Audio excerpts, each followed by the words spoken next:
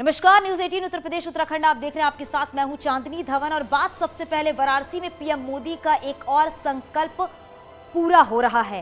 पहले काशी कॉरिडोर का संकल्प पूरा हुआ और अब सिर गोवर्धनपुर में संत रविदास मंदिर के कायाकल्प का संकल्प पूरा होने जा रहा है।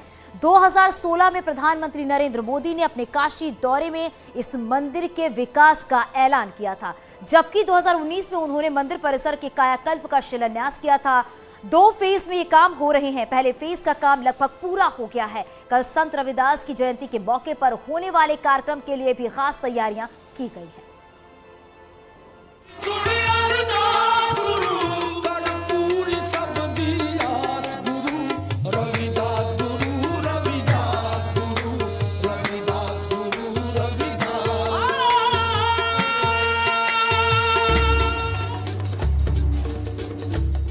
वाराणसी के सीर गोवर्धनपुर में संत रविदास की इस जन्मस्थली को अब सिर्फ धार्मिक रूप से नहीं बल्कि पर्यटन स्थली के रूप में विकसित करने की भी तैयारियां जोरों पर हैं। खुद प्रधानमंत्री नरेंद्र मोदी ने इसे विकसित करने का बीड़ा उठाया है और इस पूरे इलाके के विकास के लिए कई योजनाओं की शुरुआत कर दी है।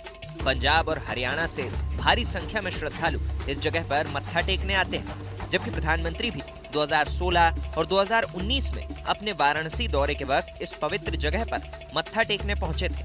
इस दौरान उन्होंने कई लोगों से मुलाकात की और मंदिर परिसर में ही लंगर में शामिल हुए। 2016 में अपने दौरे के वक्त ही प्रधानमंत्री ने इस मंदिर परिसर के विकास का वादा किया था और 2019 के अपने दौरे में उन्होंने इसके विकास कार्यों का शिलान्यास किया। सभी भक्तजन पहले चरण में लगभग 50 करोड़ रुपए की लागत से विस्तारीकरण और सुंदरीकरण की योजना बनाई गई है। इसके तहत यहां के लिए जो बीएचयू से सड़क आती है उसको सजाया संवारा जाएगा।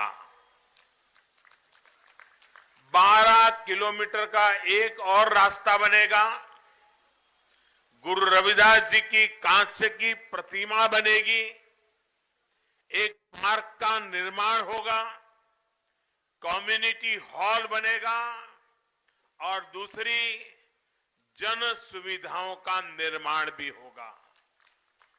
यानी इस प्रोजेक्ट के पूरा होने के बाद आपको और यहां आने वाले लाखों श्रद्धालुओं को एक प्रकार से सारी सुविधाएं एक ही जगह पर मिल जाएगी।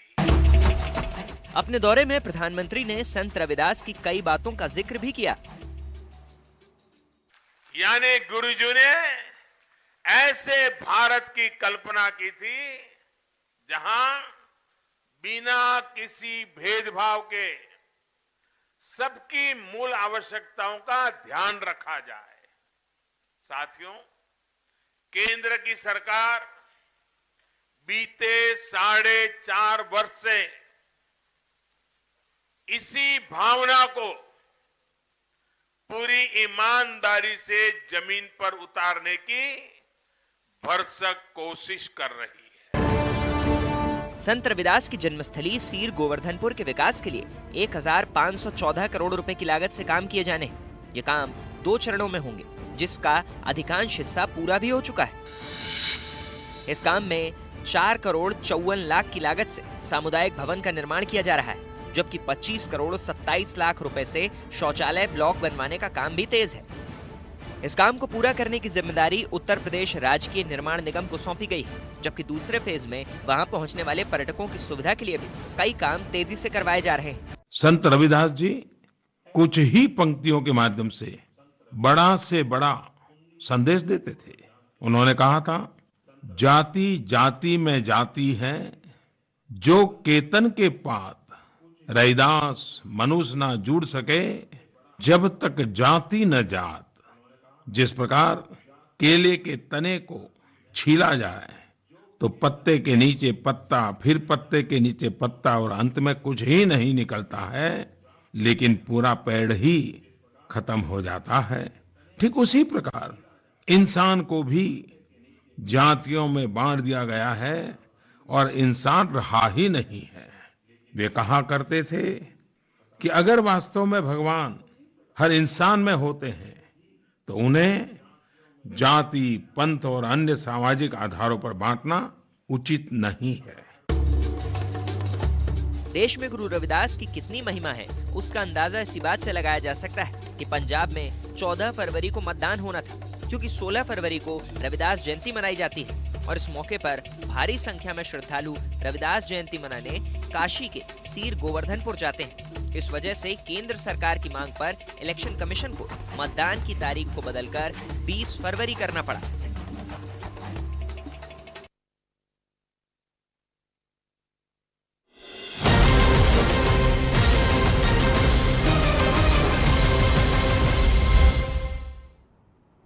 यूपी में महासंग्राम के तीसरे चरण के लिए प्रचार लगातार जारी है। सीएम योगी ने आज कासगंज और इटावा में समाजवादी पार्टी पर बड़ा हमला बोला है और अपने शासनकाल के काम गिनाए हैं। वहीं अखिलेश ने रोजगार के मुद्दे पर पलटवार करते हुए सीएम योगी आदित्यनाथ को घेरा है।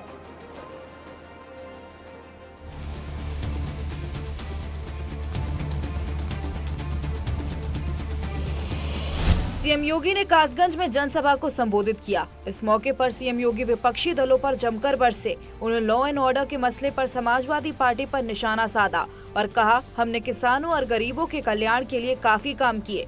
वहीं रायबरेली में एसपी अध्यक्ष अखिलेश यादव ने बैसवारा कॉलेज मैदान में जनसभा को संबोधित किया और बीजेपी पर जमकर पलटवार किया। अखिलेश ने आरोप लगाया कि नौजवानों को रोजगार के सपने दिखाए गए, लेकिन कुछ नहीं मिला। उन्होंने कहा कि गर्मी निकलने वालों की भाप निकल गई। 5 साल के अपने लेखा जोखा के साथ हम सब आपके बीच आए हैं। आज मैं कह सकता हूं, उत्तर प्रदेश में 5 वर्ष में एक भी दंगा नहीं हुआ। जिस प्रदेश में छोटी छोटी बातों को लेकर के सांप्रदायिक तनाव होता था, दंगे होते थे, कर्फ्यू लगता था, आज भाइयों बहनों वहां पर कर्फ्यू नहीं लगता, बाजारों में बमबाजी नहीं होती। आज वहां पर कांवड़ यात्रा निकलती है और हर हर बम बम के नारे के साथ कांवड़ यात्री निकल करके अपनी आस्था को व्यक्त करता। और सबसे ज्यादा अपराधियों को संरक्षण अगर किसी ने दिया है तो ये भारतीय जनता पार्टी की सरकार ने दिया है। समाजवादी पार्टी तो सुधार ला रही थी, 100 नंबर वाली व्यवस्था लागू की थी समाजवादियों ने। ये जो डबल इंजन के लोग दावा करते हैं, बताओ डबल इंजन की सरकार में एक ही चीज डबल हुई है, वो भ्रष्टाचार डबल हुआ है। इटावा में भी सीएम योगी तीसरे चरण के प्रचार के लिए पहुंचे। यहां भी सीएम योगी ने कोरोना काल में सरकार के बेहतर प्रबंधन से लेकर 5 साल पहले के कानून व्यवस्था के खस्ताहाल तक सभी पर सवाल उठाए और परिवारवाद पर जमकर हमला बोला। गांव का विकास करने वाली, किसानों के अंदर खुशहाली लाने वाली, नौजवानों को रोजगार देने वाली, हर एक चेहरे पर खुशहाली ला करके प्रत्येक को सुरक्षा प्रदान करने वाली भारतीय जनता पार्टी की डबल इंजन की सरकार है। और दूसरी तरफ केवल अपने विकास पर ध्यान देने वाले परिवारवादी, वंशवादी सिपाही खानदान है।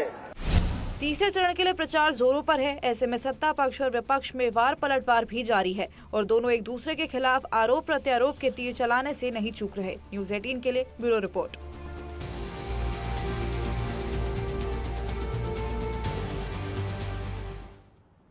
और अब आपको बताते हैं सोमवार यानी कि 14 फरवरी को हमारे खास शो कहता है वोटर के विनर के बारे में।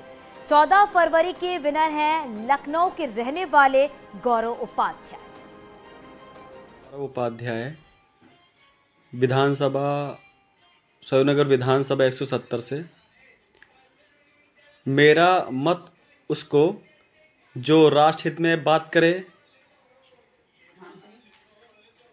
और देश हित में बात करे, विकास के मुद्दों पे बात करे और महिलाओं की सुरक्षा हो,